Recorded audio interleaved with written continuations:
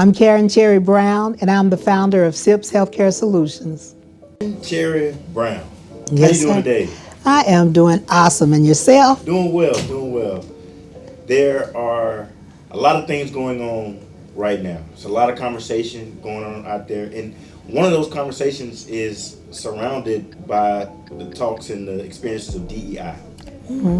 So, over the years of you being in sterile processing, you being in the healthcare industry, becoming a councilwoman, building a multi-million-dollar business in the healthcare space, I know that there got to be some stories what you're dealing with DEI. So let's talk about it from the beginning of what it is that DEI was and how you saw it and how you started your process and navigating through that early on.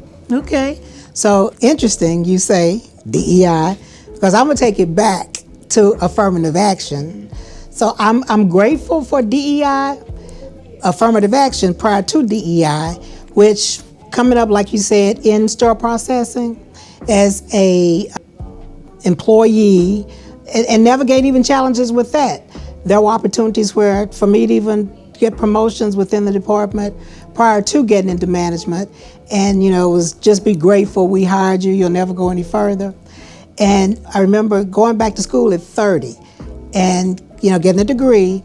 And so now I'm qualified for a supervised position that came open. I'll say more than qualified, because that supervised position it didn't say that you had to have a degree. It didn't require a degree. So there was me and two Caucasian females that applied for this position. Unbeknownst to me, affirmative action even existed, just ignorance on my part. But when I applied for the position, I had perfect attendance, great performance evaluation, and now I have a degree. Even the minority people in the department said that I was silly to apply for that position because they said the other people that were applying for them. And I say that to say that's just where, our mentality was that because we looked a certain way, then we should just be happy that we were in these positions, right? And so it turned out I got the position. Everyone said the only reason I got that position was because of affirmative action. Never mind, I was the only one that had a degree, but because of affirmative action. And so, I'd say, and after I understood what affirmative action was, then I said, I'm grateful for that. So I'm gonna move forward a little bit even. Before you move forward, okay. We want to just talk about affirmative action and DEI, because it sounds like a lot of the same conversation is going on.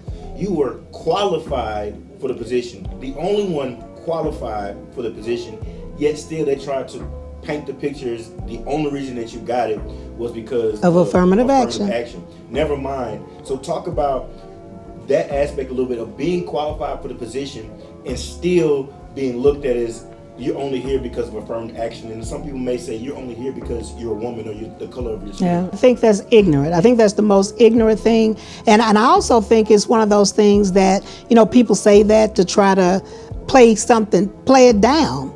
And I think it's really important that we don't allow society, to play that down, because let's be real. Most people, it used to be, top people in corporations weren't minority.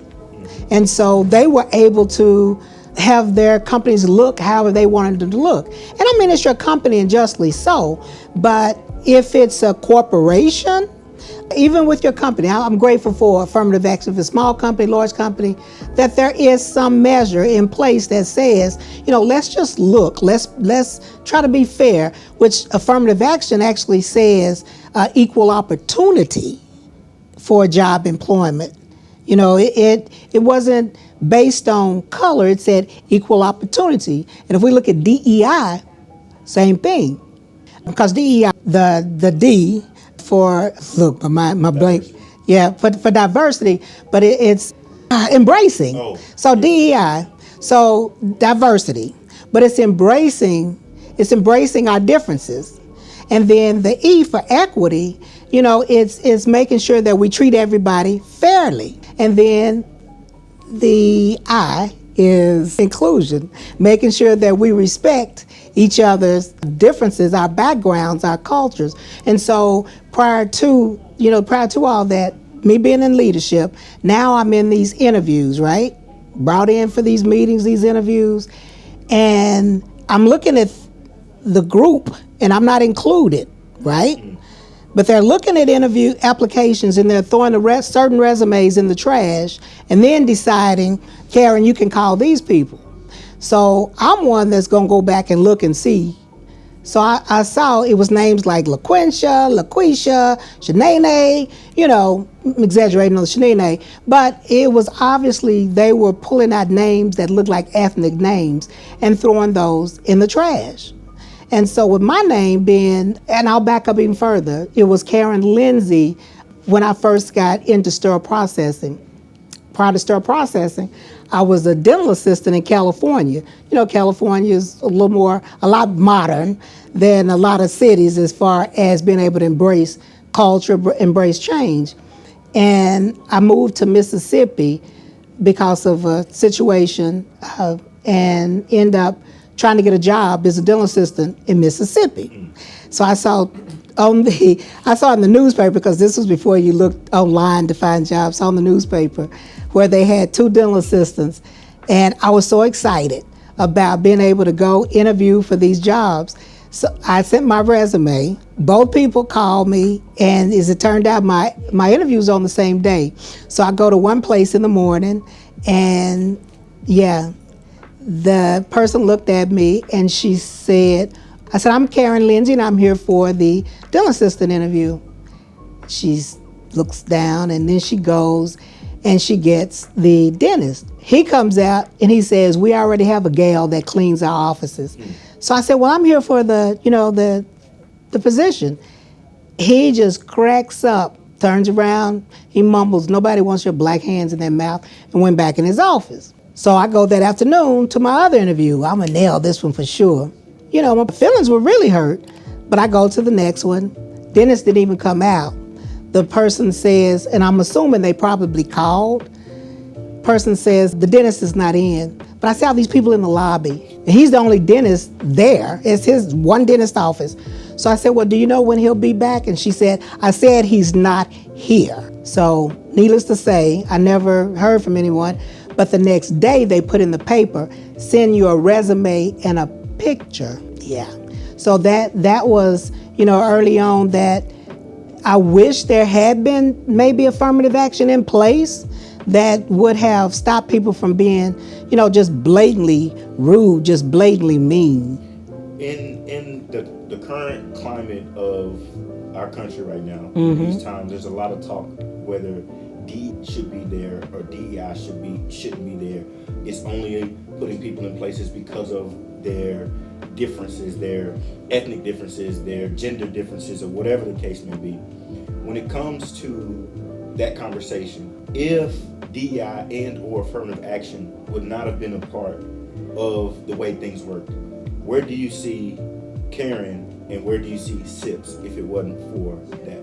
Oh, I don't feel like we would have been able to get through the doors like we did. I could have kicked and screamed as hard as I wanted to, but if there was nothing in place to say, hey, and whether that was that you'll get, you can't get government funding, I don't know what it was, but I do know that the government stepped in and said, these are the things we need to do, that you have to do in order to make sure that you can continue with your business.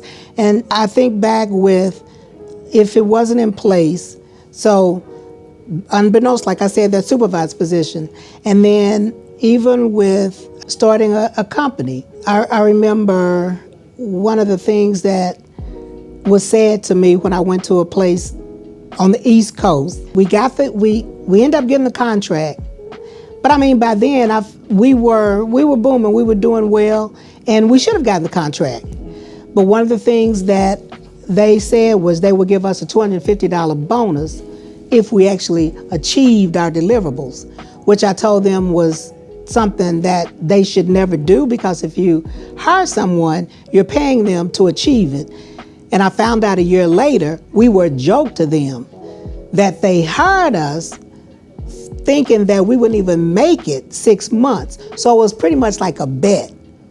But when that 12 months came, I'm like, you need to give me that $250,000. But, and I think it's just, like I said, sad how people in positions play with other people's livelihood. Because someone hired them. They weren't always there. And who decides that one race, one gender is more important than the other? And that's funny because when my mother named me Karen, I used to get so mad because I was integrated, the school I was in second grade. And so walking down the hall, people would say, hey, Karen, hey, Karen, hey, Karen. Every white girl turned around and they were, waving at them. And I remember going home and saying to my mama, why'd you name me that white girl name? And my mother said, one day you'll understand why I named you Karen. So fast forward to the question that you asked me.